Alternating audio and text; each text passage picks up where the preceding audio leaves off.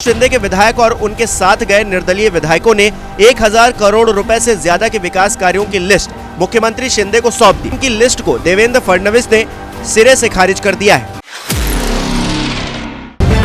The live TV, सच सबसे आगे।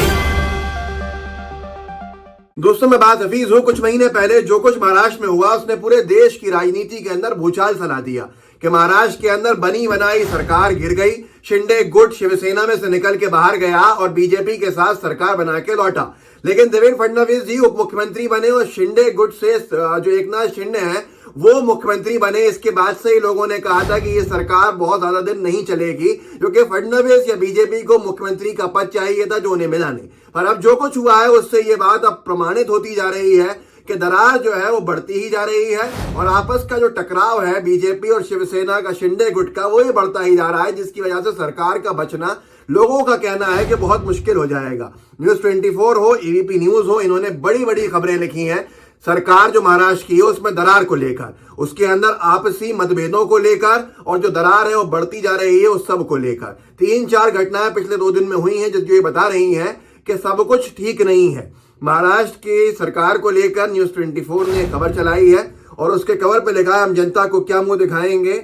महाराष्ट्र में देवेंद्र फडणवीस से नाराज एकनाथ शिंदे गुट, फडणवीस शिंदे खेमे में दरार। इसके बाद मैं आपको दिखा देता हूं, असल में विधायकों ने काम की जो लिस्ट दी थी 1000 करोड़ के कामों की, वो एकनाथ शिंदे जी ने मानी, लेकिन फडणवीस जी ने उन सबको रिजेक्ट कर दिया, जिसके बाद से हंगामा है। और हंगामा ऐसा है कभी भी उठापटक आप देख सकते हैं। एक छोटा सा क्लिप देख लीजिए, फिर मैं आगे लेके चलूंगा कि थाने में और मुंबई में क्या हुआ कल, जिसकी वजह से ये कहा जा रहा है कि दरार अब रुकने का नाम ही नहीं ले रही है। देखिए इस वीडियो। शिंदे के विधायक और उनके साथ गए निर्दलीय विधायकों ने 1000 करोड़ रुपए से ज्यादा के विकास कार्यों की लिस्ट मुख्यमंत्री शिंदे को सौंप दी। इस बीच विधायकों को उम्मीद थी कि इन सभी विकास कार्यों से अपने अपने निर्वाचन क्षेत्र में अपना पैर वो मजबूत कर पाएंगे, लेकिन अब ऐसा होते हुए दिखाई नहीं दे रहा है, क्योंकि उनकी लिस्ट को देवेंद्र फडणवीस ने सिरे से खारिज कर दिया है। तो इस सबके अंदर आगे बहुत सारी चीजें हैं। मैं आपको छोटा सा एक अंशभाग दिखा पाया हूं न्यूज 24 के इस पूरे के पूरे रिपोर्ट का, जिसमें यह भी कहा गया कि विधायकों ने शिंदे साहब से कहा कि हम क्या मुंह दिखाएंगे अगर हमारे क्षेत्र में काम नहीं होंगे। हमने इतना बड़ा कदम उठाया, सरकार गिराई, सरकार बनाई, उसके बाद भी फडणवीस साहब अगर हमारे कामों पर इस तरह से चलाते जाएंगे तो फिर हमारा क्या होगा और हम कैसे काम करवाएंगे। तो इस सब को लेकर शिंदे गुट के जो विधायक हैं वो नाराज बताए जा रहे हैं फडणवीस जी से। और फडणवीस जी तो पहले से ही लोग कह रहे थे कि नाराज से हैं, क्योंकि वो मुख्यमंत्री बने हैं मजबूरी के अंदर। पर उसके साथ साथ ये चीजें इसलिए बढ़ रही हैं क्योंकि बार बार दावा जो मूल शिवसेना है उद्धव ठाकरे जी की, वो दावा वहां से हो रहा है कि ये सरकार कभी भी गिर जाएगी। संजय राउत साहब ने भी कहा था सरकार गिर जाएगी। और अब ये गुटबाजी और ये खेमेबंदी और ये तमाम तरह की नाराजगी जो शिंदे गुट की चल रही है विधायकों की, फडणवीस जी का नाम केंद्र बिंदु में है। ये अपने आप में बड़ी चीजें हैं, क्योंकि फडणवीस जी वैसे भी अपनी ही चलाते हैं। अगर देखा जाए तो उप मुख्यमंत्री होते हुए भी वो अपनी चलाते हैं, मुख्यमंत्री से आगे उनकी चलती है। यहाँ तक कि एक प्रेस कॉन्फ्रेंस में लिख के कुछ दे भी रहे थे वो, और उनका ही दबदबा पूरी तौर के ऊपर देखा जाएगा। भले ही शिंदे जी मुख्यमंत्री हो, लेकिन वो कठपुतली की तरह उनको बनाकर फोटो फ्रेम की तरह इस्तेमाल किया जाता है। अब इस सब के बाद क्या होना था वो सबको अंदाजा पहले ही था कि यहाँ पर एक वीडियो वायरल हुआ था, आपको याद होगा कि शिंदे जी से पूछकर मीडिया पर कुछ साझा करते हैं, फिर शिंदे जी उनको लिख के देते हैं, तो लोग कहते थे कि शिंदे जी डिक्टेट कर रहे हैं। तो अब ये सारी चीजें प्रमाणित हो रही हैं। लेकिन मैं आपको ये एबीपी न्यूज का एक और लिंक दिखाता हूँ, एक और खबर, जिसमें एबीपी न्यूज ने कल ही लिखा है रात में, क्या सीएम एकनाथ शिंदे और देवेंद्र फडणवीस के बीच सब कुछ ठीक चल रहा है? सवालिया निशान है, इन बातों ने दी हवा। महाराष्ट्र पॉलिटिक्स सुबह 11 बजे राजभवन में स्टार्टअप महाराष्ट्र के प्रोग्राम में सीएम एकनाथ शिंदे और फडणवीस दोनों को आना था, लेकिन देवेंद्र फडणवीस कार्यक्रम में पहुंचे पर सीएम शिंदे नहीं आए। लोग कहते हैं कि वो वहीं थे, मुंबई में ही थे, आसपास थे, पर नहीं पहुंचे। आप सोचिए, स्टार्टअप महाराष्ट्र का कार्यक्रम गवर्नर हाउस में हो रहा था, जिसमें मुख्यमंत्री उप मुख्यमंत्री दोनों को आना था, पर ऐसा क्या कारण था कि मुख्यमंत्री ही नहीं पहुंचे वहां पर और सिर्फ देवेंद्र फडणवीस जी गए। तो ऐसी सारी चीजों के बाद से शायद लोगों का जो दावा था कि बीएमसी के चुनाव तक शिवसेना को इस्तेमाल करने वाली है बीजेपी, उसका अंदाजा शायद शिंदे गुट को हो गया है, जिसका नुकसान उनको आने वाले समय में दिख रहा होगा। तो अब दूरियां बढ़ती जा रही हैं और ये दूरियां कब सरकार गिरा दें इसका कोई भरोसा नहीं है। मैंने आपसे 1.5 साल कहा था बिहार की सरकार गिरने वाली है, आपने उस वक्त शायद सही नहीं समझा होगा, लेकिन बाद में वो सरकार गिरी। जब ना इत्तेफाकी होती है, दूरियां होती हैं, तो ये होता है। एबीपी न्यूज ने एक और घटना बताई है, कल की ही खबर है कि वहीं दूसरा कार्यक्रम मुख्यमंत्री एकनाथ शिंदे के अपने शहर ठाणे में था। ये कार्यक्रम बंजारा समाज द्वारा आयोजित किया गया था। यहाँ मुख्यमंत्री और उप मुख्यमंत्री दोनों को सम्मानित किया जाना था।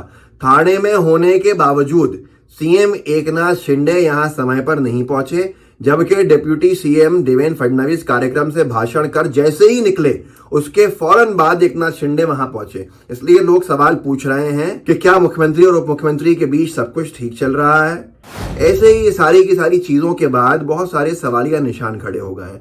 ये 1-1.5 महीने पहले की अगर बात करें तो एक प्रेस कॉन्फ्रेंस हुई थी, जिसमें शिंदे गुट के शिवसेना के जो प्रवक्ता है, उन्होंने उस प्रेस कॉन्फ्रेंस को लिया था और उसमें जो बात कही थी वो अपने आप में बड़ी थी।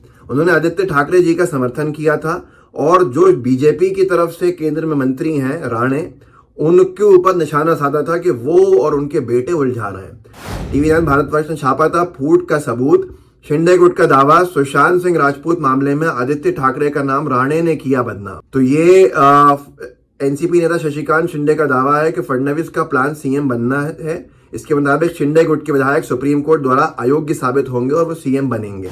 ये एक दूसरी हवा भी गई थी साथ में। तो अब यहाँ पर लिखा था टीवी 9 ने, क्या शिंदे फडणवीस सरकार में दरार पड़ गई है? ये 5 अगस्त की बात है और अब ये चीज और प्रमाणित होती जा रही है। क्या शिंदे गुट की शिवसेना फडणवीस की बीजेपी में सामंजस्य नहीं बन पा रहा है?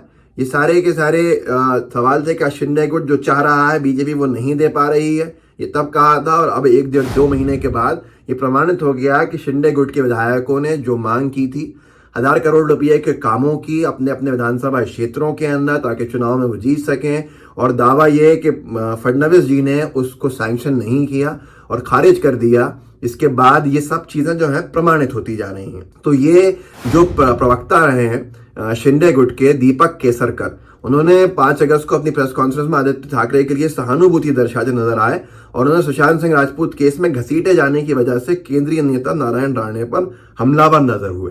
तो आप सोच सकते हैं कि हालात क्या है और किस तरह के हालातों से महाराष्ट्र में बीजेपी और शिंदे गुट की शिवसेना की सरकार चल रही है। आने वाले समय में बीएमसी का चुनाव होने वाला है। अगर यही हालात रहे तो जो बीजेपी ने शायद ख्वाब देखा होगा बीएमसी चुनाव पर, बीएमसी पर कब्जा करने का, चुनाव जीतकर शिंदे गुट की मदद से, लोगों का दावा रहा है कि एक ओवैसी साहब की पार्टी के विधायक ने दावा भी किया था कुछ वक्त पहले कि ये सिर्फ बीएमसी चुनाव तक है, इनको इसके बाद शिंदे गुट की जरूरत नहीं पड़ेगी। तो शिंदे गुट के शायद विधायकों को अब ये चीज सताने लगी है कि सुप्रीम कोर्ट से अयोग्य घोषित हो जाएंगे, जिसमें एकनाथ शिंदे भी अयोग्य घोषित हो सकते हैं। तो फिर ऐसी स्थिति के अंदर सीधे तौर के ऊपर हाउस की संख्या कम होगी और बहुमत जो है बीजेपी के पास आ जाएगा और फडणवीस जी मुख्यमंत्री बन जाएंगे। इन सारी चीजों को लेकर अब शायद उठापटक शुरू हो चुकी है और ऐसे हालात में अगर कोई इनको बचा सकता है तो वो खुद उद्धव ठाकरे का जो कैंप है शिवसेना का वो बचा सकता है, जिन्होंने केसेस किए हुए हैं। अगर इन परिस्थितियों के अंदर अपनी सरकार में बचे रहना है शिंदे गुट को, तो लोगों का, पॉलिटिकल पंडित्स का कहना है कि उनके पास एक रास्ता ये है कि वो दोबारा पैचअप कर ले अपना जो उद्धव ठाकरे जी का पोर्शन है पार्टी का, एक ही सिंबल दोबारा हो जाएगा, एक ही पार्टी दोबारा हो जाएगी और वो जो केस चल रहा है अयोग्य घोषित होने का वो भी शायद वापस हो जाएगा। तो इसमें सरकार में इनकी हिस्सेदारी बनी रहेगी और जो सब कुछ होना है वो नहीं होगा। और ऐसे में क्या निर्णय होगा इनका और कितनी सच्चाई है सूत्रों के अंदर, ये भी आने वाले वक्त में पता चलेगा। आप इस वीडियो को आगे बढ़ाइएगा, लोगों को जागरूक कीजिएगा, व्हाट्सएप ग्रुप संगम में शेयर कीजिएगा लिंक को, साथ में लाइव टीवी को सब्सक्राइब कीजिएगा और बेल आइकन दबाइएगा। जय हिंद, जय भारत। द लाइव टीवी, सच सबसे आगे।